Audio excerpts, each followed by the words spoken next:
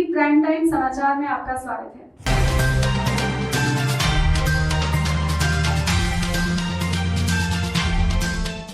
नमस्कार, मैं स्वागत करता हूं कृषि मंत्री श्री नरेंद्र सिंह तोमर जी का। उपभोक्ता कार्य, खाद्य एवं सार्वजनिक वितरण मंत्री श्री पीयूष गोयल जी, हमारे साथ हैं सचिव कृषि मंत्रालय श्री संजय अग्रवाल जी, अतिरिक्त सचिव श्रीमती निधि खरे जी। फ्रेंड्स, पहले मंत्री जी हमें ब्रीफिंग करेंगे, उसके बाद हम आपके कुछ क्वेश्चन जो हैं वो ले लेंगे। तो मैं मंत्री जी से अनुरोध करूंगा कि थोड़ा ब्रीफ किया जाए।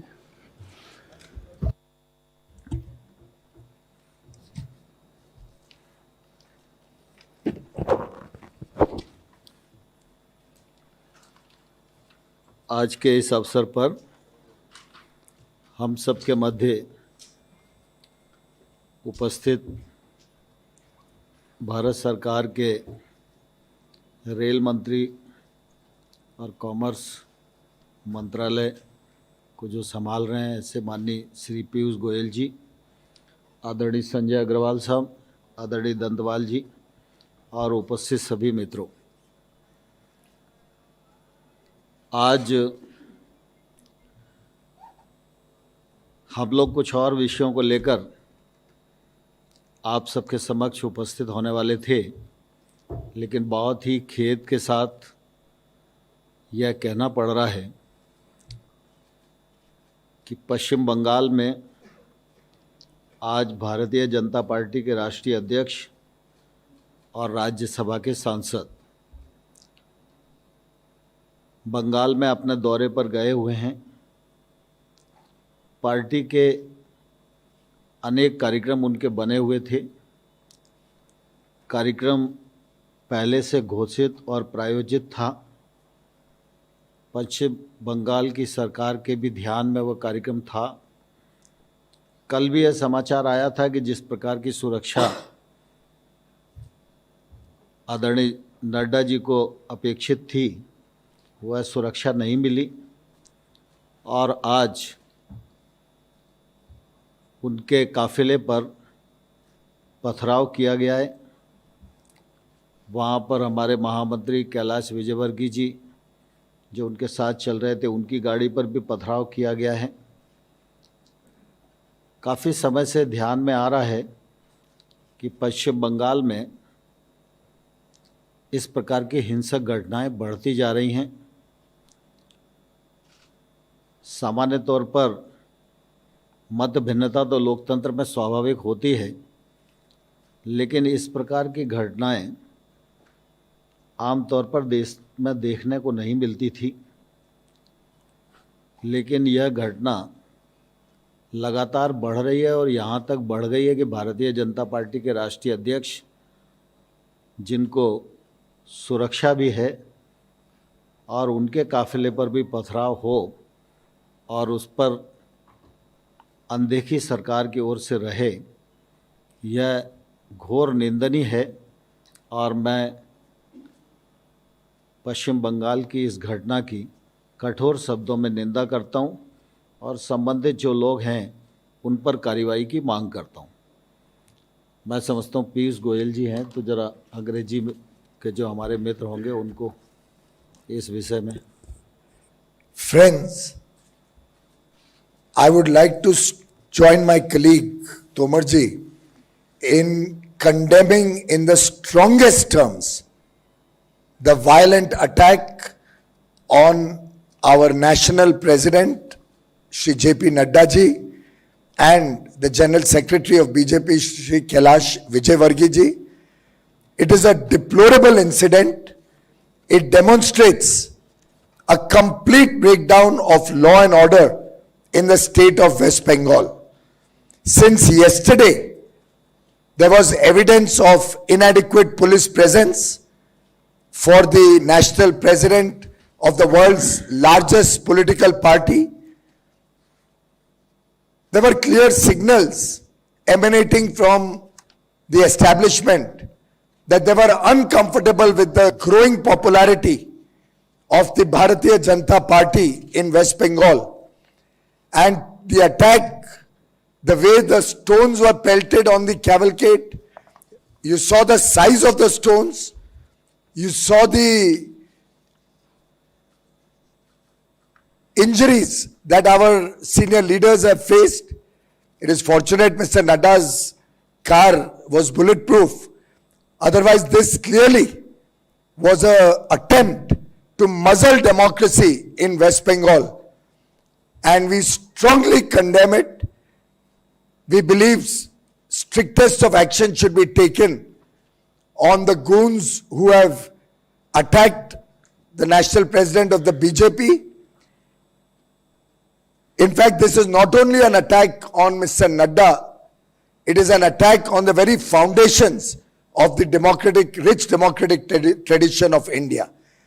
Once again, we demand the strongest of action and condemn this heinous incident of attacking Shri J.P. Nadda ji.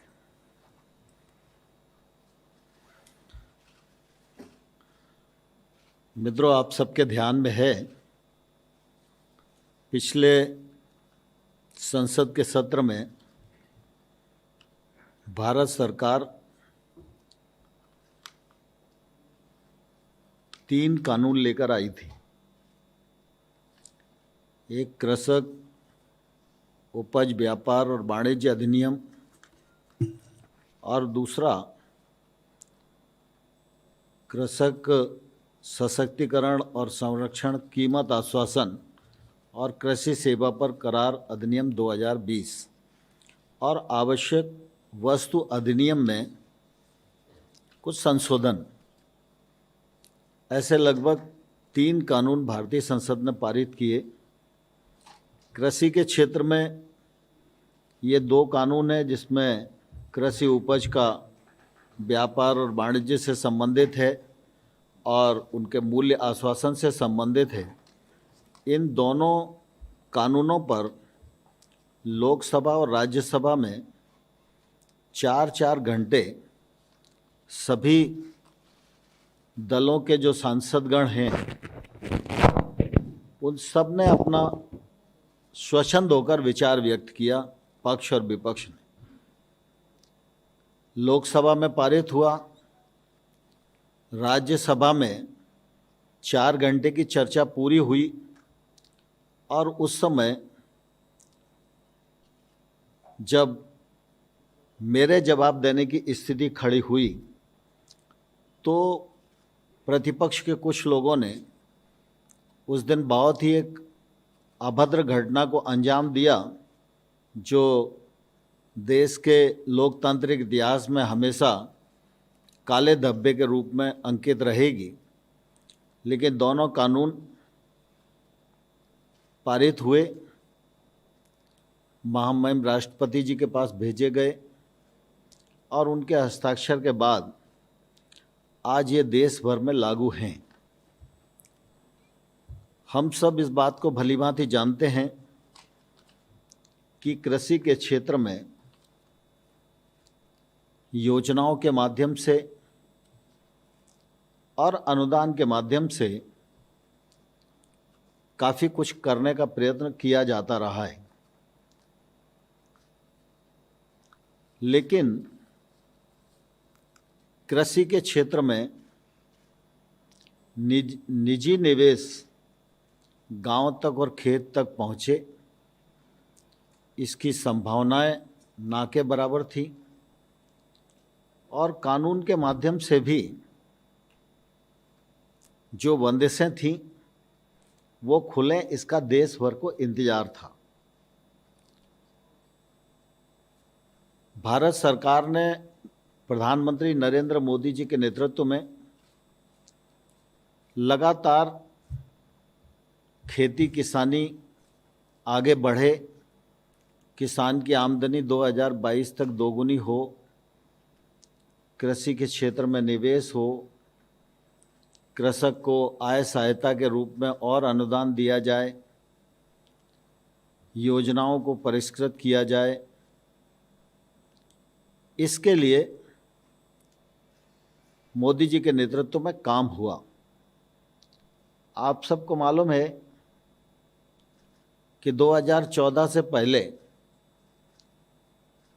सभी पत्रकारगण यहाँ मौजूद हैं, यूरिया की सीजन पर भयानक किल्लत होती थी और जब यूरिया की ज़रूरत राज्य को होती थी उस समय मुख्यमंत्री डेरा डालकर दिल्ली में बैठते थे कि हमको पर्याप्त मात्रा में यूरिया मिल जाए। यूरिया की कालाबाजारी होती थी और देश के अनेक स्थानों पर पुलिस लगाकर यूरिया बांटने का काम किया जाता था। कई बार ऐसी घटनाएं भी आती थी कि रेलवे स्टेशन से यूरिया लूट लिया गया, बीच में कोई यूरिया का ट्रक जा रहा था उसको रोक लिया, क्योंकि लोगों को ये रहता था कि अगर ये सामने से निकल गया तो यूरिया नहीं मिलेगा। मोदी जी ने यूरिया को नीम कोटिंग किया और गत 6 वर्षों में कोई भी यूरिया की किल्लत देश को नहीं हुई, किसान को नहीं हुई। सुचारू रूप से यूरिया की पर्याप्त मात्रा में आपूर्ति होती रही और इसलिए ऐसे तमाम सारे विषय हैं जिनको 6 साल में किया गया, मैं उनको आपके सामने रख सकता हूँ। लेकिन सारे विषयों को करते करते करते करते इस बात की देश को अपेक्षा थी कि कानूनों के माध्यम से भी हमको कृषि के क्षेत्र को आगे बढ़ाने की आवश्यकता है और इस मामले में पहले अनेक बार सरकारों के माध्यम से, कमीशन के माध्यम से, स्वामीनाथन साहब जैसे विद्वानों के माध्यम से ये रिकमेंडेशन की जाती रही।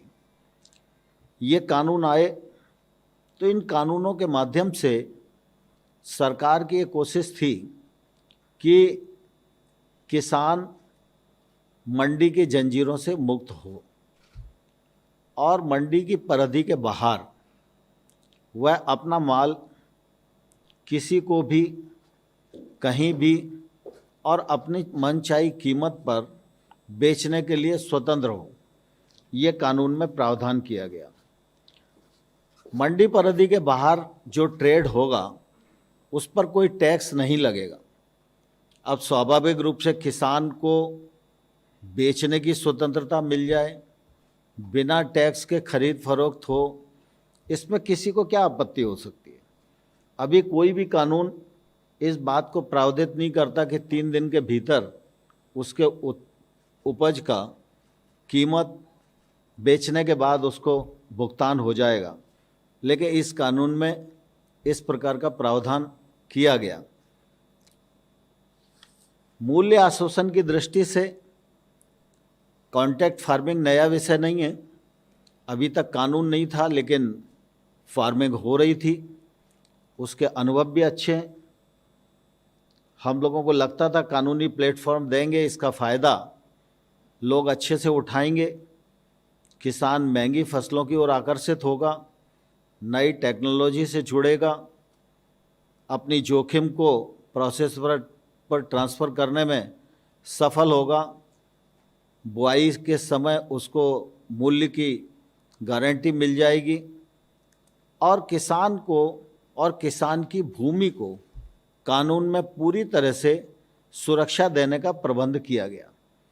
यदि विवाद भी हो प्रोसेसर और किसान के बीच में तो एसडीएम 30 दिन के भीतर उसका निराकरण करेगा, उसे कानून में बांधा गया। और साथ ही साथ यह भी कानून में प्रावधान किया गया कि निर्णय अगर कभी किसान के विरुद्ध भी जाता है तो उससे वसूली सिर्फ आदान की कीमत की हो सकती है, उसके अतिरिक्त नहीं हो सकती और उसकी वसूली का कोई भी निर्देश एसडीएम के द्वारा किसान की भूमि के विरुद्ध नहीं होगा। किसान की भूमि सुरक्षित रहे, इस दिशा में सरकार ने पर्याप्त विचार विमर्श किया और किसान को पूरी तरह सुरक्षित करने में प्रावधान किए। लेकिन आप सबको ध्यान है कि ये कानून का देश भर में स्वागत हुआ और देश भर में एक नई उत्साह और उमंग के साथ लोग काम करने के लिए आए और बीच में कई ऐसे भी उदाहरण हम सब लोगों के सामने आए हैं कि अगर भुगतान का विषय आया तो इस नए कानून के अंतर्गत महाराष्ट्र के किसान का बड़वानी मध्य प्रदेश का ज़िला है, वहाँ एसडीएम ने इस कानून के अंतर्गत तत्काल भुगतान कराया। ओपन ट्रेड में जो किसान गए उसका फ़ायदा भी वो व्यापारी गए और किसान दोनों ने जब ट्रेड की तो निश्चित रूप से किसान को बढ़ी हुई कीमत मिली और ये सिलसिला चल ही रहा था। लेकिन बीच में इन विषयों को लेकर कुछ किसान और कुछ यूनियंस आंदोलन की राह पर आ गई। पंजाब के किसान यूनियन के जो लोग थे उनके साथ 14 अक्टूबर को सचिव के स्तर पर बातचीत हुई। 13 नवंबर को मैं स्वयं उपस्थित रहा और साथ ही हम लोग लगातार चर्चा के लिए तैयार थे। विषयों को लेकर वार्ता चली रही थी और इसी बीच में 26 और 27 के आंदोलन की घोषणा हो गई। फिर हम लोगों ने 3 दिसंबर की बातचीत का निमंत्रण किसान यूनियन को भेजा। चूँकि किसान आ चुके थे, रास्ता बाधित था, ठंड का मौसम था, कोविड का भी संकट था और इसलिए सोचा गया कि वार्ता जल्दी करनी चाहिए। तो 3 दिसंबर के स्थान पर 1 दिसंबर को की, 1 दिसंबर के बाद फिर 3 दिसंबर को की, 3 दिसंबर के बाद फिर यह तय हुआ कि 5 दिसंबर को करें। तो 5 दिसंबर को वार्ता का क्रम चला और फिर यह तय हुआ कि 7 तारीख को हम दोबारा से इन विषयों को लेकर बैठेंगे और कुछ मार्ग प्रशस्त करेंगे। लेकिन बीच में ही 6 तारीख को 9 तारीख की रात को फिर बातचीत हुई। 8 की रात को बातचीत हुई और बात में फिर एकदम ऐसी परिस्थिति बनी कि उनकी तरफ से कोई सुझाव आ ही नहीं रहा था। तो अंतोगत्वा हमको ये लगा कि भाई किसानों के कुछ मुद्दे हैं और उन मुद्दों पर उनके मन में शंका है। तो चूँकि इतने दिन चर्चा हो चुकी है और कुल मिला के वो आखिरी में एक ही बात पर आते हैं कि एक्ट को रिपील कर दो। हम लोगों का लगातार ये आग्रह रहा कि एक्ट में कौन कौन से ऐसे प्रावधान हैं जिनसे किसान को नुकसान है, तकलीफ़ है, उनको प्रावधानवार हम चर्चा कर लें और चर्चा करने के बाद उनको कैसे ठीक किया जा सकता है इस पर हम आगे बढ़ें। लेकिन मुद्दे यूनियंस की तरफ से नहीं आए तो फिर हम ही लोगों ने मुद्दे उनको चिन्हित करके बताए और उस पर यह हुआ कि भाई हाँ, ये मुद्दे तो चर्चा में हैं। तो उन मुद्दों का सिलसिलेवार हम अपना प्रस्ताव बनाकर उनको भेज दें, ये विचार हुआ और आपने देखा कि हम लोगों ने उनको मुद्दों के प्रस्ताव बनाकर भेजे। विशेष रूप से उनकी मांग एक पहले तो ये थी कि कानूनों को निरस्त करना। तो हमारा सरकार का पक्ष है कि कानून के वे प्रावधान जिन पर किसान को आपत्ति है उन प्रावधान पर सरकार खुले मन से विचार करने को तैयार है। सरकार का कोई ईगो नहीं है और सरकार को कोई उन पर विचार करने में दिक्कत नहीं है और हम यूनियन के साथ बैठकर उसको समाधान कर सकते हैं। फिर दूसरा, कुछ लोगों का बातचीत में बात आती थी कि ये कानून वैध नहीं है, क्योंकि कुछ लोगों ने ऐसा बता रखा था कि कृषि राज्य का विषय है और केंद्र सरकार उस पर कानून नहीं बना सकती। तो हम लोगों ने उनको बैठक में भी संतुष्ट करने की कोशिश की और हमने कहा कि केंद्र सरकार को ट्रेड के लिए कानून बनाने का अधिकार है और हमने ट्रेड से संबंधित ही अपने कानून को सीमित रखा है और एपीएमसी इस कानून से कहीं भी प्रभावित नहीं होती, एमएसपी भी कहीं भी प्रभावित नहीं होती। और ये सब उनको बताने की कोशिश की और फिर उनको हमने यह लिखकर भेजा कि केंद्र सरकार को किन किन कानूनों के अंतर्गत कानून बनाने का अधिकार है। इसी प्रकार से बातचीत में ध्यान में आता था कि उनको ऐसा लगता है कि ये नया जो ट्रेड एक्ट आया है, इस एक्ट में उनकी जो एपीएमसी है वो प्रभावित होगी, क्योंकि उन्हें लगता था कि बाहर टैक्स नहीं होगा और एपीएमसी के भीतर टैक्स है, तो धीरे धीरे ये मंडियां दिक्कत में फंस जाएंगी। तो हम लोगों ने उनसे कहा कि वैसे तो कुल मिला के जो टैक्स लगता है जब किसी भी ट्रेड पर, तो व्यापारी टैक्स की वसूली किसान से ही करता है। अगर टैक्स नहीं लगेगा इसका फ़ायदा अंततोगत्वा किसान को होगा, लेकिन फिर भी अगर आपकी आपत्ति है तो हम लोग इस पर विचार करने को तैयार हैं। और इस आशंका पर हम लोगों ने प्रस्ताव दिया कि राज्य सरकार निजी मंडियों के रजिस्ट्रेशन की व्यवस्था भी लागू कर सकेगी और साथ ही ऐसी मंडियों पर राज्य सरकार जो मंडी के भीतर का टैक्स है उसके हिसाब से ही वो बाहर की प्राइवेट मंडी पर भी टैक्स लगा सकेगी। तो उनकी इस आशंका को भी निर्मूल करने की हम लोगों ने अपने प्रस्ताव में कोशिश की है। हमारे एक्ट में ये प्रावधान था कि पैन कार्ड से ही खरीद हो सकेगी। सरकार उस मामले में ये सोचती थी कि व्यापारी भी और किसान भी इंस्पेक्टर राज और लाइसेंसी राज से बच सकेंगे और थोड़ा खुला प्रावधान करना चाहिए जिससे हर चीज़ थोड़ी सी आसान हो जाए। लेकिन उन्हें ऐसा लगता था कि पैन कार्ड तो किसी पर भी होगा और कोई भी खरीद के भाग जाएगा, तो फिर ऐसी स्थिति में हम क्या कर पाएंगे। तो हमने कहा ठीक है, अगर आपको ये आशंका है तो इसको भी हम विचार करने के लिए तैयार हैं। तो इस आशंका को दूर करने के लिए हम लोगों ने प्रस्ताव उन्हें दिया कि इस शंका के समाधान हेतु राज्य सरकारें इस प्रकार के पंजीयन के लिए नियम बनाने की शक्ति उनको प्रदान की जाएगी और जिससे कि स्थानीय परिस्थितियों के अनुसार राज्य सरकार नियम बना सके। यद्यपि इस प्रकार का नियम बने और इस प्रकार की व्यवस्था हो, ये प्रावधान हमारे एक्ट में था।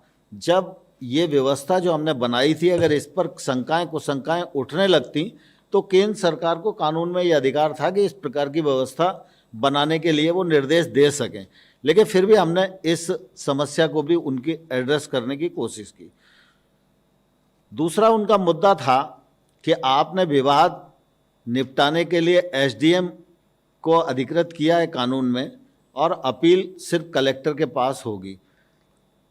हमको ये लगता था कि गांव में किसान के सबसे नज़दीक अगर मजिस्ट्रियल पावर वाला कोई भी अधिकारी है तो वो एसडीएम ही है। बाकी जितनी भी ऐसी संरचनाएं सरकार की हो सकती हैं जहां विवाद का निराकरण किया जा सकता है, वह सब किसान से कुछ न कुछ ज़्यादा दूरी पर होती हैं। और जुडिशली के क्षेत्र में हमें लगता था कि छोटा किसान है, छोटा व्यापार होगा, छोटा एग्रीमेंट होगा, तो वो कोर्ट में जाएगा तो कोर्ट में फिर वकील भी बहुत अच्छा करना पड़ेगा, तमाम कागज पत्र लगाने पड़ेंगे और न्यायालय को तो कहा नहीं जा सकता कि आप इतने दिन में निर्णय दो और समय लगेगा। न्यायालय पर काम का बोझ भी ज़्यादा है, इसलिए हमें लगता था कि एसडीएम को हम निर्देश कानून में बांध सकते हैं, इसलिए एसडीएम का विषय रखा था। लेकिन उन लोगों को लगता था कि न्यायालय में जाने की सुविधा होनी चाहिए। तो हम लोगों ने इस शंका के समाधान के लिए भी हमने यह प्रस्ताव में दिया कि भाई न्यायालय में जिस किसान को जाना हो तो ये विकल्प भी हम दे सकते हैं, इसमें कहीं कोई दिक्कत नहीं है। फिर कृषक का मूल्य आश्वासन एक्ट के अंतर्गत कृषक और प्रोसेसर के बीच में जो एग्रीमेंट होगा, तो उनको लगता था कि यह एग्रीमेंट रजिस्टर्ड होना चाहिए। तो हम लोगों को इस पर भी कोई आपत्ति नहीं थी और हमने उनको कहा कि भाई राज्य सरकारों को ये अधिकार देते हैं और जब तक राज्य सरकार रजिस्ट्रीकरण की व्यवस्था नहीं बना पाती हैं तब तक कोई एग्रीमेंट होगा तो लिखित में उसकी प्रतिलिपि हस्ताक्षर होने के 30 दिन के भीतर एसडीएम कार्यालय में जमा करना पड़ेगी, जिससे वो दस्तावेज सरकार के अधिकार क्षेत्र में रहे। फिर वो एक बात ये भी आती है बड़ा ज़ोर शोर से और मीडिया के सामने भी कहा जाता है कई बार कि किसानों की भूमि पर बड़े उद्योगपति कब्जा कर लेंगे। वैसे तो कॉन्ट्रैक्ट फार्मिंग काफ़ी लंबे समय से गुजरात में, महाराष्ट्र में, हरियाणा में, पंजाब में, अनेक कर्नाटक में, अनेक राज्यों में चल रही है, अभी तक कभी ऐसा अनुभव आया नहीं। लेकिन इसके बावजूद भी हम लोगों ने इसका प्रबंध पहले से एक्ट में कर रखा था। कानून में ये प्रावधान किया गया है कि इस कानून के अंतर्गत जो एग्रीमेंट होगा वो प्रोसेसर और किसान की फसल के बीच में ही होगा। किसान की भूमि से संबंधित कोई लीज, पट्टा, करार ऐसा कुछ भी इसमें हो नहीं सकता।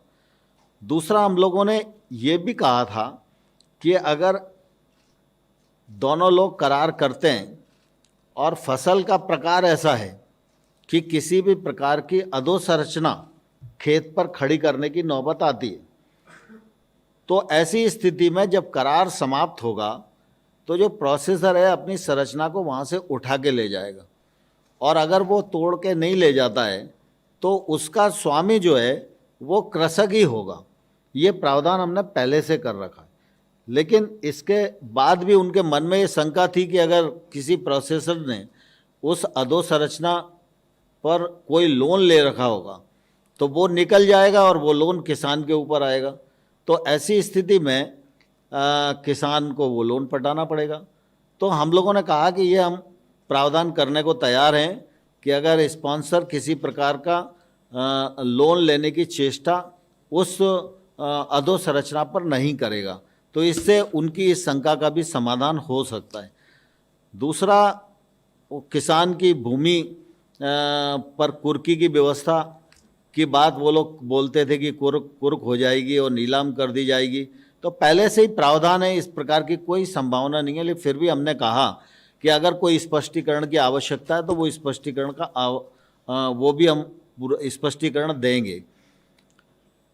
दूसरा, सामान्य तौर पर एमएसपी की खरीद के मामले में उन सबके मन में ये बात आती थी कि भाई एमएसपी पर खरीद बंद हो जाएगी और होगी नहीं, इसमें कुछ फ़र्क पड़ेगा।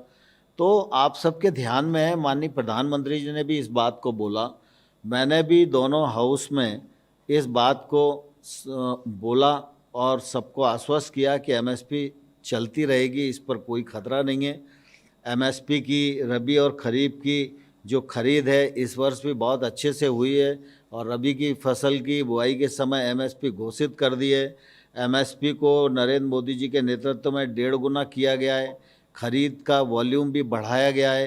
पहले गेहूं और धान पर ही खरीद होती थी, अब दलहन और तिलहन पर भी खरीद की जा रही है और एमएसपी से किसानों को ज़्यादा से ज़्यादा सुरक्षा मिल सके और उसमें अधिक पैसा हम खर्च कर सकें, इस दृष्टि से नरेंद्र मोदी जी की सरकार की प्रतिबद्धता पहले भी थी, आज भी है और आने वाले कल में रहेगी।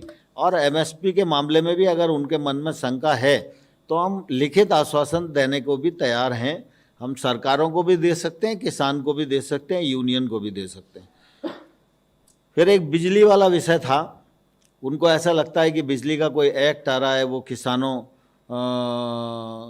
के लिए थोड़ा तकलीफ पैदा करेगा, तो इस मामले में भी हम लोगों ने बहुत स्पष्टता से उन्हें कहा कि राज्य सरकारें बिजली वितरण कंपनियों को वर्तमान व्यवस्था के अनुसार ही सब्सिडी की राशि हस्तांतरित करने की व्यवस्था संशोधन विधेयक में भी रहेगी। इस प्रकार से वर्तमान व्यवस्था में किसानों के संबंध में जैसा चल रहा है वैसे ही चलेगा, कोई परिवर्तन नहीं होगा। Air quality management of NCR ordinance में ये अभी जो ऑर्डिनेंस आया है उसमें फराली वाले किसानों के लिए भी प्रावधान है। तो हम लोगों ने ये कहा कि भाई हम इससे सहमत हैं और निश्चित रूप से इसका समाधान हम करेंगे। और इस दृष्टि से हम लोगों ने एक पूरा प्रपोजल बनाकर उनको कल दिया। उन लोगों ने विचार विमर्श भी किया और फिर भी कुल मिला के उनके सारे जो प्रश्न हैं उन प्रश्नों का उत्तर देने के बाद भी आखिरी में वो लोग किसी निर्णय पर नहीं पहुंच पा रहे हैं। इसकी निश्चित रूप से मेरे मन में भी काफ़ी कष्ट है, क्योंकि किसानों का विषय है और किसान ठंड में इतनी बड़ी तादाद में यहाँ पर बैठे हुए हैं और कोविड का संकट भी है, तो निश्चित रूप से हम सब लोगों के मन में भी रात दिन चिंता रहती है। और इसलिए हम लोगों की लगातार पहले भी कोशिश रही है और अभी भी मैं आपके माध्यम से किसान भाइयों और बहनों को आग्रह करना चाहता हूं कि आप सब ने चर्चा के दौरान जो प्रश्न उठाए थे उन प्रश्नों का समाधान करने के लिए लिखित प्रस्ताव भारत सरकार ने आपके समक्ष भेजा है। आप उन प्रस्ताव पर विचार करें और आपकी तरफ से जब भी चर्चा की स्थिति के लिए कहा जाएगा, भारत सरकार एकदम चर्चा के लिए तैयार रहेगी। और मैं आपके माध्यम से किसानों को यह भी कहना चाहता हूं कि पूरा देश इस बात का साक्षी है। 2006 में स्वामीनाथन साहब की रिपोर्ट आई थी और उस रिपोर्ट में भी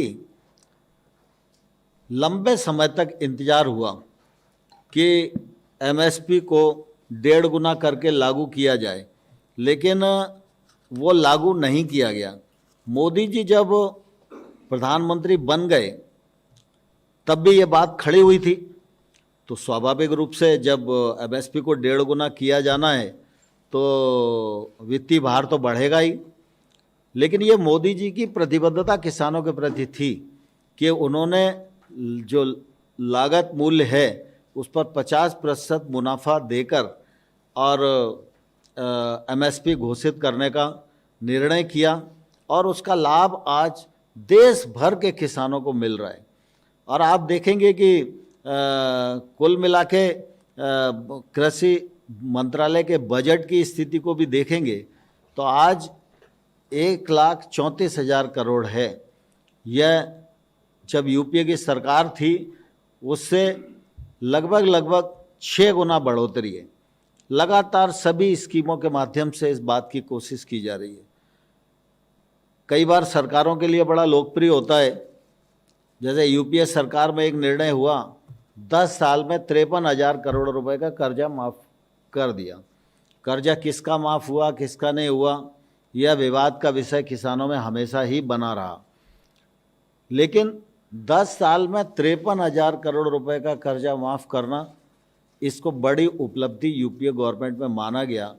लेकिन प्रधानमंत्री नरेंद्र मोदी जी ने पीएम किसान सम्मान निधि के माध्यम से 75,000 करोड़ रुपया हर साल भारत सरकार के खजाने से निकालकर किसानों के खाते में डालने के लिए योजना बनाई। और मुझे कहते हुए प्रसन्नता है कि आज 10.5 करोड़ किसान को लगभग 1 लाख करोड़ रुपया केंद्र सरकार की ओर से उनके अकाउंट में भेजने का काम किया गया। किसान को बुजुर्गावस्था में भी सुरक्षा सामाजिक मिल सके, इसलिए पीएम किसान मानधन योजना बनाई गई, पेंशन का प्रावधान किया गया। 21 लाख के करीब किसान आज उन योजनाओं से जुड़े हैं। जो 60 वर्ष की उम्र पूरी करेंगे उनको 3,000 रुपया मासिक पेंशन के रूप में मिलेगा, जो उस समय निश्चित रूप से काफ़ी मददगार होगा। छोटे किसान देश में 86% हैं और छोटे किसान के पास निवेश करने कोई जाता नहीं। उसके पास खुद के पास इतना पैसा है नहीं कि वो निवेश कर सके। वो पढ़ा लिखा भी है, जागरूक भी है और वो अच्छी खेती करना भी चाहता है और वो चाहता है कि टेक्नोलॉजी का उपयोग करे, महंगी फसलों की ओर जाए, लेकिन उसको मार्केट उपलब्ध नहीं होता और मार्केट उपलब्ध नहीं होता, इसके कारण वो कोई रिस्क नहीं ले पाता। इसलिए नए कानून बनाए गए हैं कि इन कानूनों के माध्यम से वह महंगी फसलों की ओर आकर्षित होगा, टेक्नोलॉजी का उपयोग कर सकेगा, निजी निवेश उसके पास पहुंच सकेगा, अच्छे एग्रीमेंट करके अपने उत्पादन के वाजिब दाम प्राप्त कर सकेगा, वैश्विक मानकों के आधार पर खेती कर सकेगा, जिससे कि उसके उत्पादन का एक्सपोर्ट भी हो सके। ये रास्ते इन कानूनों के माध्यम से खुलते हैं। सरकार ने नए 10,000 एफपीओ बनाने का कार्यक्रम भी प्रारंभ किया है और इन 10,000 एफपीओ पर 5 साल तक केंद्र सरकार अपने बजट से ही 6,850 करोड़ रुपया खर्च करने वाली है। ये एफपीओ से एक नई क्रांति खेती के क्षेत्र में मोदी जी के नेतृत्व में शुरू होने वाली है। यह भी मोदी जी की किसान, कृषि और कृषक के प्रति जो प्रतिबद्धता है उसको जाहिर करती है। अभी कोविड के दौरान भी आप सबने देखा कि दुनिया में सब चीज़ें बंद हो गईं, लेकिन भारत में मोदी जी की दूरदर्शिता के कारण खेती और किसानी के लिए और ग्रामीण क्षेत्र के लिए जो निर्णय किए गए उसी का परिणाम था कि किसान ने अपनी फसल की कटाई पूरी की, किसान ने अपनी फसल को सरकारी समर्थन मूल्य पर पूरी तरह से बेचा, पहले से अधिक पैदावार हुई, पहले से अधिक खरीद हुई, ग्रीष्म ऋतु की बुआई गत वर्ष की तुलना में अधिक हुई, खरीफ की बुआई गत वर्ष की तुलना में अधिक हुई और किसान को उस बीच में भी पीएम किसान सम्मान निधि के पैसे डीबीटी के माध्यम से पहुंचते रहे और आत्मनिर्भर पैकेज के अंतर्गत कृषि और संबंधित क्षेत्र में सुधार आए और निजी निवेश गांव तक पहुंचे और वो निजी निवेश के अंतर्गत जो संरचनाएं निर्माण हों वो मूल रूप से किसान के काम आए। अभी संरचनाएं जो बनी हुई हैं वो व्यापारी के काम तो आती हैं, लेकिन किसान के काम नहीं आती, क्योंकि वो बड़े स्थान पर बनी हुई हैं। अगर संरचना खेत के पास होगी, गांव के पास होगी, तो किसान उन संरचनाओं का उपयोग कर सकेगा, चाहे वो वेयर हाउस हो, चाहे वो कोल्ड स्टोरेज हो, चाहे वो अन्य प्रकार की संरचनाएं हों। तो 1 लाख करोड़ रुपए का इंफ्रास्ट्रक्चर फंड उसे घोषित किया।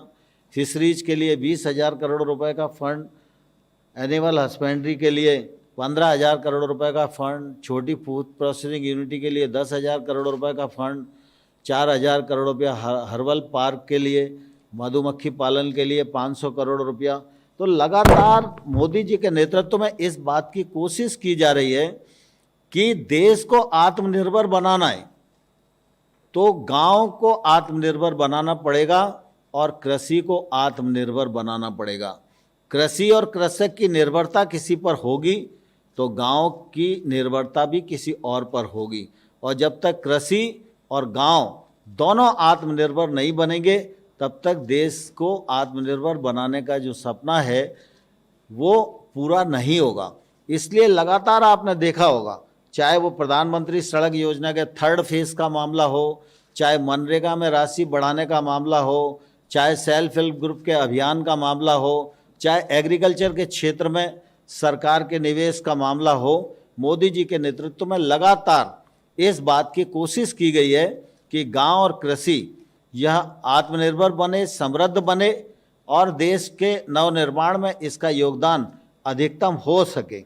इसलिए ये सब चीज़ें सिलसिलेवार एक दूसरे से कनेक्ट हैं और इसलिए कानूनों के माध्यम से भी हमने द्वार खोलने की कोशिश की है, लेकिन इस पर कुछ किसानों की जो भ्रांति थी उस भ्रांति को भी दूर करने के लिए हमने प्रस्ताव यूनियंस को भेजा है। मैं आपके माध्यम से पुनः यूनियंस को आग्रह करना चाहता हूं कि वो जल्दी से वार्ता के लिए तिथि तय करें और अगर इस पर उनकी कोई आपत्ति है तो सरकार उनसे बातचीत करने के लिए तैयार है। मुझे तो प्रमुख रूप से इतना ही कहना था। पीयूष भाई को अनुरोध करूंगा कि कुछ विषय रख सकते हैं। I'll just briefly touch upon the issues that emerged out of the several meetings that we held with the farmer unions. We had very detailed discussions on all the laws with the union leaders. We made very minute notes of all the observations and comments that were made by the union leaders. And since they were not forthcoming with any specific issues, but were talking on more general terms and only sticking to one demand of repealing of the 3 laws, we were able to cull out the main issues that emerged from the discussions. And as Honorable Minister Shri Narendra Singh Tomar ji explained, it is very clear on any reading of the law that this law does not affect APMCs at all. It has no concern with the existing system of state APMCs.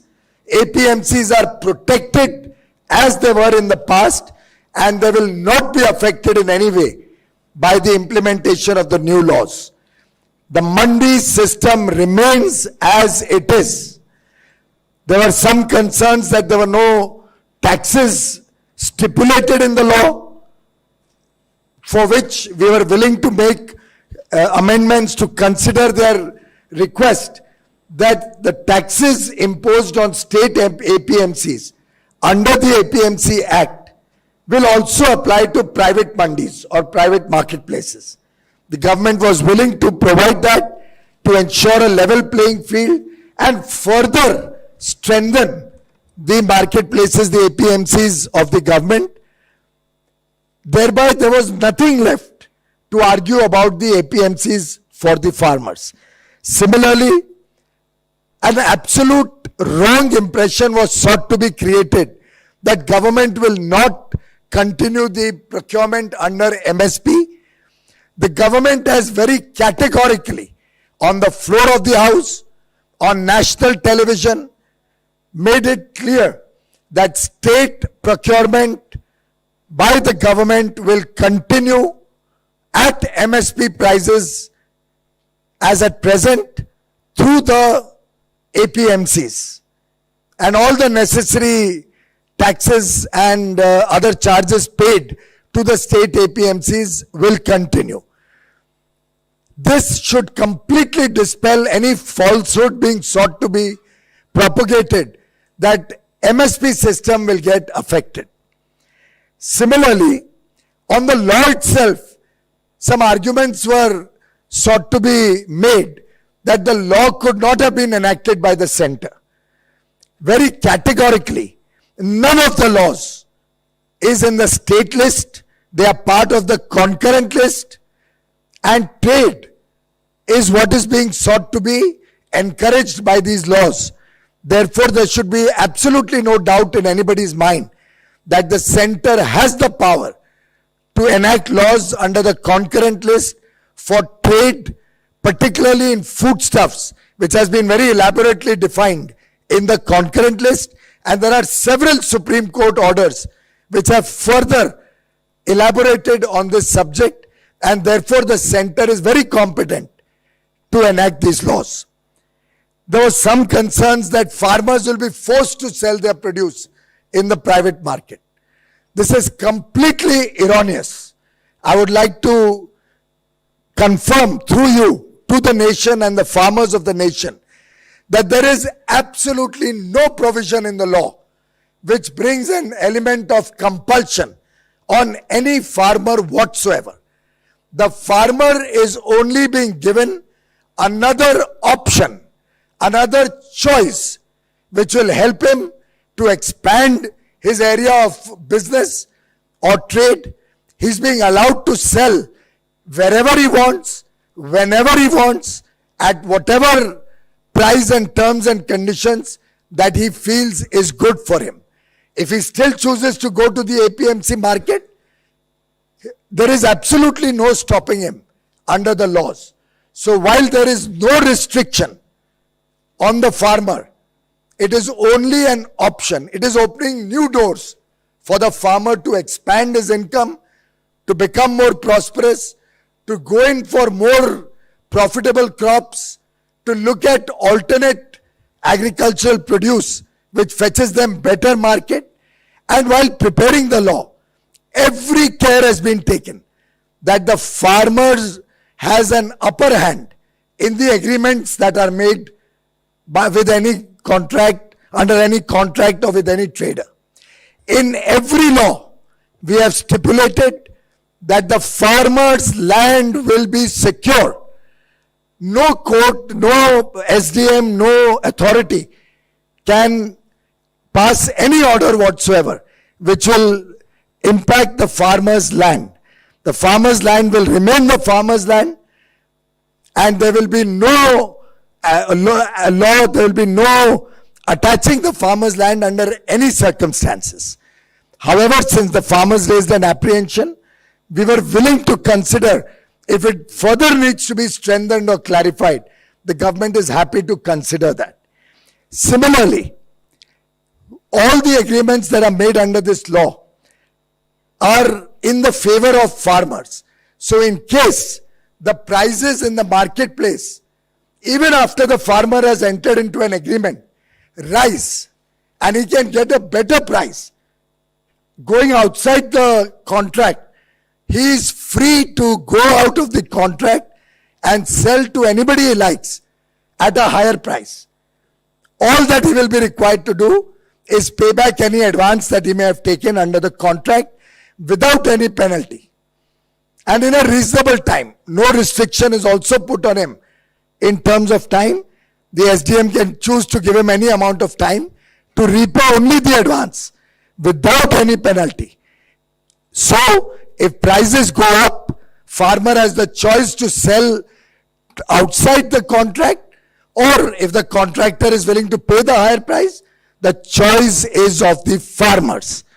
Similarly, if the price were to fall below the contract price, the trader does not have the option to wriggle out of the contract. Trader is still bound by the contract, and he will be bound to pay the farmer the contracted price, even if the market price goes down. So friends, in every situation, whether price goes up, it is to the advantage of the farmer. If the price goes down, it is still to the advantage of the farmer, because the trader will have to pay him the contracted price and cannot take the benefit of lower prices. If the trader does not buy the produce at the contracted price, in our wisdom and our feeling that the farmer should get quick justice, we provided for a local dispute resolution mechanism which can be decided in the contract. If it's not decided, the local SDM has to decide a dispute within 30 days compulsorily. Some farmer leaders tried to say the SDM may not give an order in favor of the farmers, or maybe he may be under pressure of the trader. Government was willing to provide the option that the farmer can choose any available laws for dispute resolution. So our proposal to have the SDM within 30 days decide will not in any way affect the farmer's right to go to a court of law or any other dispute resolution mechanism that is available to the farmer today. So we were ready to ensure that the private mandis are also taxed at the same level as APMC, so that the level playing field which they were concerned about can be ensured. We were willing to give a written assurance that MSP will continue in its present form. We were wanting to ensure that the land of the farmers remains protected and add any more provisions that may be required to further strengthen the security of farmers' land. The laws are optional to the farmer. He is not being bound to go to sell in any particular private mandi. He can choose to continue to sell as at present in the APMC. MSP will continue to be procured through the state approved APMCs, and we were willing to provide all options to the farmer for going for dispute resolution. Similarly, as Honorable Minister Tomarji said, on the Electricity Amendment Act, the government was very flexible that the current system would continue and state discoms would be given the subsidy by the state directly to the discom. The current system of providing subsidized power to the farmer would continue as at present. Similarly, on the ordinance for pollution, which we have recently enacted, largely it has been on the guidance of the Honorable Court. However, we were willing to discuss with the farmers and come up with a solution which would adequately protect the farmers and ensure that they were not in any way taken to criminal proceedings or to the high levels of penalties up to which the current ordinance goes. That ordinance, high penalties are largely meant for industry or industrial pollution, and the government is committed for the well-being of the farmers. So the parali issue, the stubble burning issue, government was very, very sympathetic to ensure that the farmers are not put to any inconvenience in that.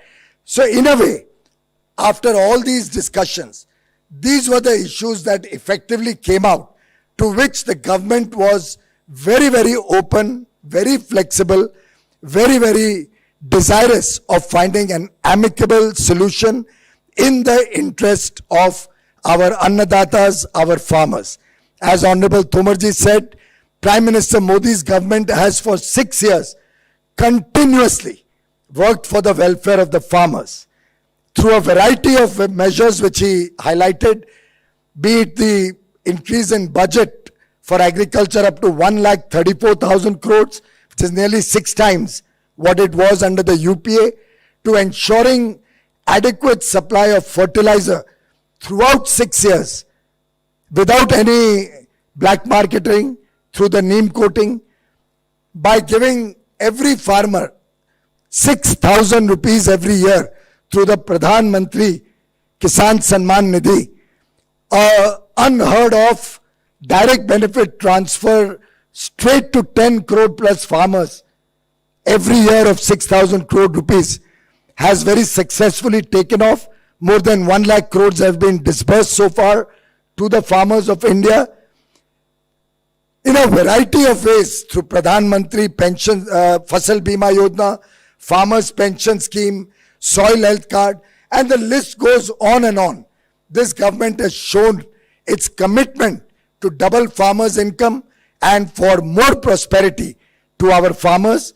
These laws were one more in a series of measures to encourage farming, investment, greater investment in the farming community, bring research and development, expand food processing and value addition so that our farmers can get greater incomes, our youth can get job opportunities, and the contribution of agriculture to the Indian economy can grow very rapidly for the better future of our farmer brothers and sisters. I join my senior colleague Tomarji in appealing to the farmers. This is a period where we are fighting against corona. The weather is turning very adverse. This morning was fully foggy in many parts of northern India. The winter has set in.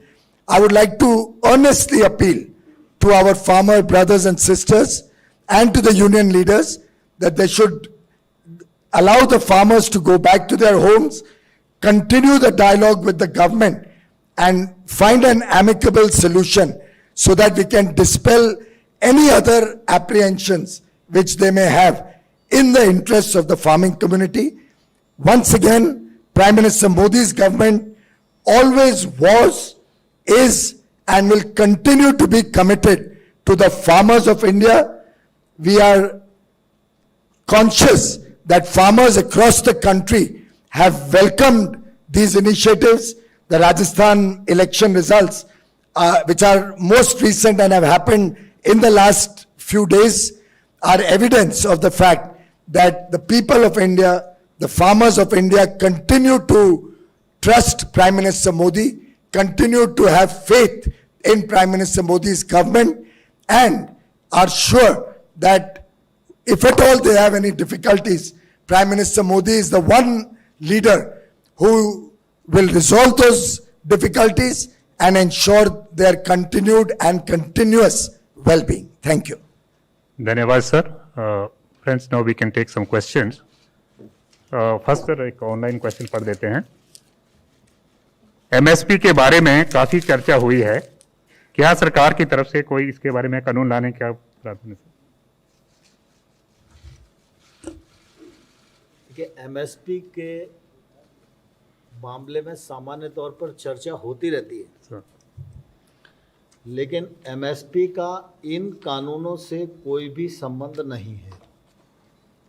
इन कानूनों के कारण MSP प्रभावित नहीं होती है. देश के प्रधानमंत्री नरेंद्र मोदी जी ने भी और मैंने स्वयं ने राज्यसभा और लोकसभा दोनों के फ्लोर पर पूरे देश के किसानों को आश्वस्त किया है, MSP पहले की तरह आगे भी जारी रहेगी. इसलिए किसी को कोई शंका इसमें होनी नहीं चाहिए. सर इसमें सिर्फ इतना है कि क्या सरकार की तरफ से कोई और कानून लाने की है सोच है? मैंने कहा ना कि अभी तो वो विषय ही नहीं है. ठीक है. 52. तोमर जी नमस्कार। आज जो आपने विस्तार से जानकारी दी है, कमोबेश हर चर्चा में सरकार ने यही पक्ष रखा है, किसान नेताओं से जो बातचीत हुई, बातचीत के बाद आप लोगों के साथ, लेकिन सबसे बड़ी जो मांग है उनकी किसान कानून को वापस लेने की, उन्होंने एक बार फिर दोहरा दिया।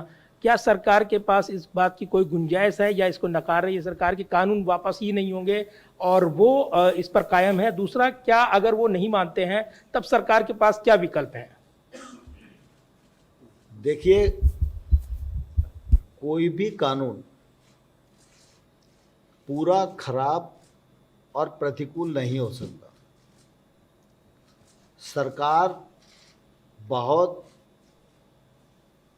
जोर देकर ये कहना चाहती है कि कानून का वह प्रावधान जो किसान के लिए प्रतिकूलता पैदा करता हो, जिसमें किसान का नुकसान किसी को दिखाई देता हो, उस प्रावधान पर सरकार खुले मन से विचार करने के लिए पहले भी तैयार थी और आने वाले कल में भी तैयार रहेगी।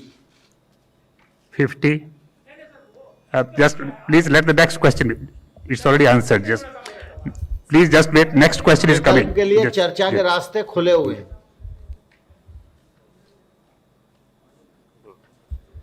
सर, आप लोगों का जो लिखित प्रपोजल था वो किसानों ने इधर सर, जो आप लोगों का लिखित प्रपोजल था जो आप लोगों ने किसानों को भेजा था, वो किसानों ने उसको खारिज कर दिया। उनका कहना है कि वो तीनों कानून जब तक वापस नहीं होते तब तक वो धरने में बैठे रहेंगे। उन्होंने अपने आगे का कार्यक्रम भी जारी कर दिया कि 12 को क्या करेंगे, रास्ते रोकेंगे, 14 को बीजेपी नेता मंत्रियों का घेराव करेंगे।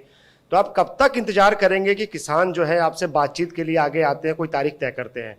और दूसरा सवाल ये कि अगर आप लोग किसानों की सभी जो शंकाएं हैं उसका समाधान आप लोग कह रहे हैं करने को तैयार हैं, उनकी ज़्यादातर मांगे आप लोग मानने को तैयार हैं, तो फिर आखिर ऐसी कौन सी ताकतें हैं आपको लगता है जो कि किसानों, क्या कोई ऐसी ताकत भी जो किसानों के पीछे जो नहीं चाहती कि किसान अपना धरना खत्म करें?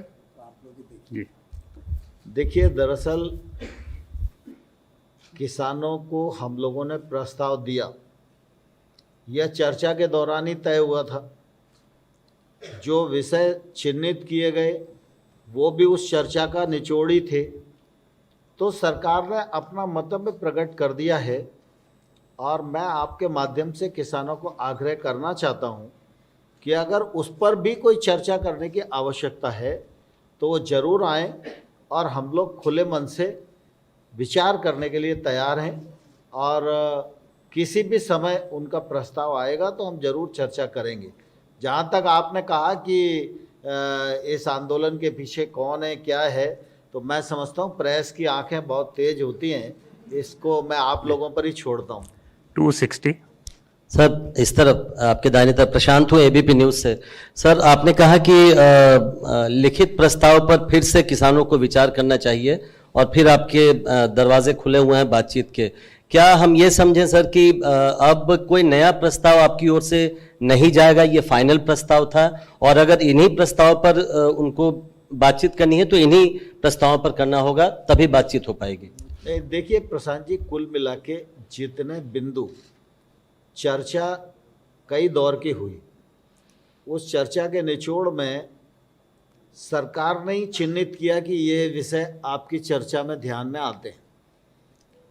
उन्होंने भी ये माना कि हाँ, ये बिंदु चर्चा के दौरान आए हैं। तो हमने कहा कि हम अपना लिखित प्रस्ताव आपको देंगे। हमने लिखित प्रस्ताव उन्हें दे दिया है। इस प्रस्ताव में उनको लगता है कि कोई बात उनकी रह गई है तो चर्चा करनी चाहिए। जो हमने कहा है उसमें शब्दावली में कोई उनको आपत्ति है तो भी चर्चा करनी चाहिए। हम चर्चा करने के लिए तैयार। 21. Please use mic. If Prime Minister Modi had said that the farmers are being misled, now that all the wise men have tried to explain, clarify, propose several elements, why do you think that the farmers are still unconvinced about these bills? And second, a bill has provisions. If the government is ready to amend the provisions, do you think there is a deliberate attempt to create an untenable and unacceptable demand by the farmer unions? I'll only reiterate what Tomarji said, that is something that the press will have to explore and use your investigative skills to find out. We believe that the farmers had certain issues We respect the farmers who have come and discussed with us on several occasions. And the issues that came out during the course of the discussion, we have tried to address them.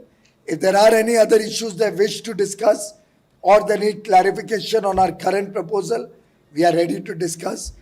But whether there is any other reason that is holding them back, we leave that to your wise counsel to decide.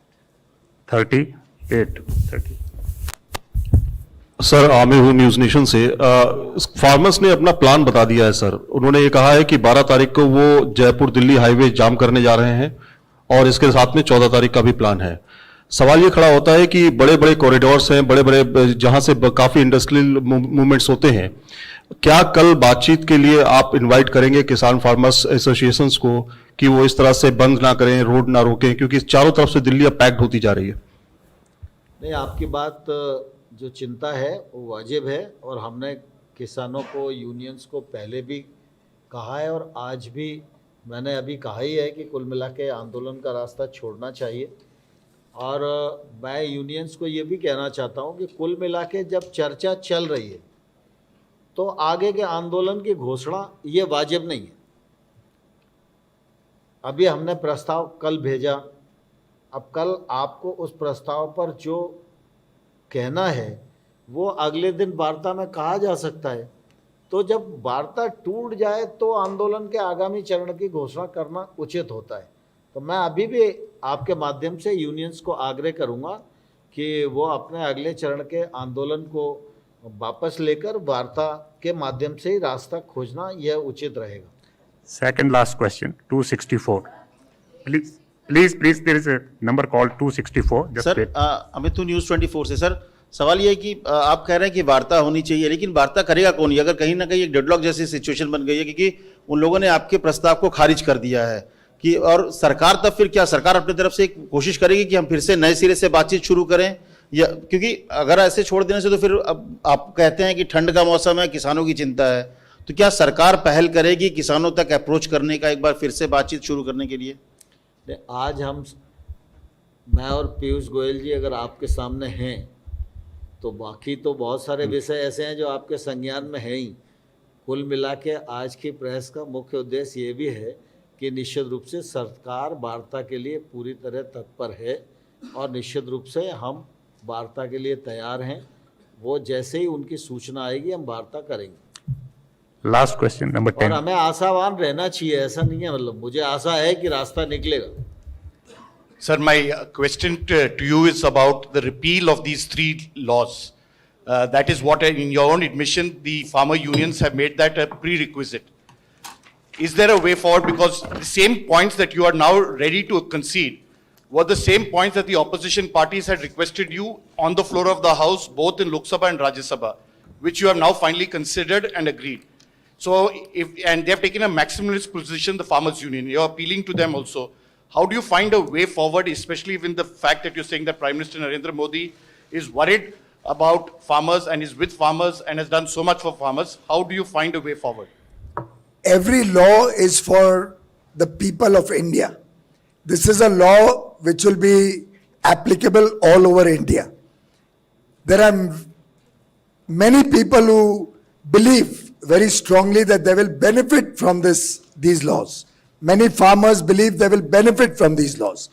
As I said, the Rajasthan election, recent election, is a living testimony to the fact that the farmers have understood that these laws will benefit them. Therefore, it is in the interests of the farmers that these laws continue. Should there be any misapprehension or any doubts, clarifications required, most of the issues that we are even looking at amending, we believe were already taken care of well in the laws. Therefore, what was raised on the floor of the House was more political in nature. But to further strengthen the laws and assuage any concerns of the farmers, we are willing to ensure further strengthening of the laws. But I think all the good aspects of the law should not be ignored, and the people of India, the farmers of India who stand to benefit from these 3 laws should be given an opportunity to take that benefit. Dhanyawad, sir. Thank you very much, friends. Please. Please, you see, there are some questions. Everybody has been given the opportunity. There are some more questions. Okay. Just 1 minute. We'll give you the number. Yes. Follow me. Yeah. Already India Today is given the chance, but it's okay. So I have a I think it's question. better. My question is about things that have broken down. You mentioned about the fact that, Tomarji, you mentioned about the fact that an agitation is announced, an intensified agitation is announced only when things break down. चर्चा चल रही है तो इस तरह से announcement नहीं करनी चाहिए थी. Do you consider this a breakdown point, and are you willing to make more changes or dilutions in the laws? We are open to discuss all issues at any forum. Just wait. Let me call the 2-3 more numbers. 31. Just wait. Sir, मैं ब्रह्म प्रकाश हूँ जी news से. मेरा सवाल है कि बहुत सारी unions हैं जो बात कर रही हैं. पहले 35 थी, फिर 40 यूनियन हुई. तो क्या ये भी सरकार को एक समस्या आ रही है कि सारी यूनियनों को एक मत, एक मंच पर लाना? देखिए, लोकतंत्र है. लोकतंत्र में कितनी भी यूनियन से बात करने की आवश्यकता पड़ सकती है. कुल मिला के जब आंदोलन की शुरुआत हुई तो 30-31 यूनियंस थी. तो हम लोगों ने उन सब से बातचीत की. फिर हमने ये भी आग्रह किया कि बातचीत का रास्ता निकालना है तो कुछ छोटा ग्रुप बना लें. लेकिन मुझे लगता है कि थोड़ा बीच में अविश्वास होने के कारण वो संभव नहीं हो पा रहा था. तो हमने कहा कि ठीक है, सबसे ही बात करेंगे, हमें ऐतराज़ नहीं है. फिर 2-2, 3-3 लोग जुड़ते जाते हैं कि साहब दो सार्वजनिक है, और लोकसभा और राज्यसभा की प्रोसीडिंग भी सार्वजनिक है. राजनीतिक दलों ने भी जब विचार व्यक्त किए तो क्लॉज पर कोई नहीं बोला. बाकी दुनिया की चिंता सबने की. 127 last. Please no, I think we have taken extra. मैं अनुराग हूं, राजस्थान पत्रिका से. मेरा ये सवाल है कि आप और पीयूष जी के मुताबिक बिल में सब कुछ बहुत अच्छा है किसानों के लिए. तो क्या आपको ऐसा लगता है कि ये तकनीकी कमी नहीं बल्कि एक राजनीतिक गलती की वजह से या मिस हैंडलिंग की वजह से ये सारा मामला बिगड़ा? अकाली दल को आप संभाल नहीं पाए, जिसकी वजह से वो हैंड्स इन ग्लव्स कर लिया उन्होंने कांग्रेस के साथ. देखिए अनुराग जी, मैं समझता हूँ आप सब लोग भी प्रेस के क्षेत्र में काम करते हैं, तो पूरे देश के विभिन्न समस्याओं से आप लोग अवगत हैं. आप एक्ट को पढ़कर देख लो तो एक्ट में कहाँ गलत दिखाई देता है. और मैं समझता हूँ इसका निर्णय आप सब लोग भी कर सकते हो, क्योंकि कोई भी व्यक्ति दिल्ली में बेशक रहता हो, लेकिन वो रहने वाला तो कहीं ना कहीं गांव का ही है और गांव से ही आता है. और इसलिए सरकार को कोई शंका नहीं है. हम बहुत योजनापूर्वक, विचारपूर्वक और सारे पक्षों को ध्यान में रखते हुए किसान का उत्थान कैसे हो सकता है, किसान का योगदान देश के उत्थान में कैसे हो सकता है, किसान की माली हालत कैसे सुधर सकती है, खेती का देश के जीडीपी में योगदान कैसे बढ़ सकता है, इन सब को समग्रता से ध्यान में रखते हुए हम लोग इन कानूनों को लेकर आए. हमने बहुत अच्छा करने के लिए ही कानून बनाया. Please no madam, please just last question. 20. Yeah. I think No comments. yeah. Thank you very much, friends. Thank you.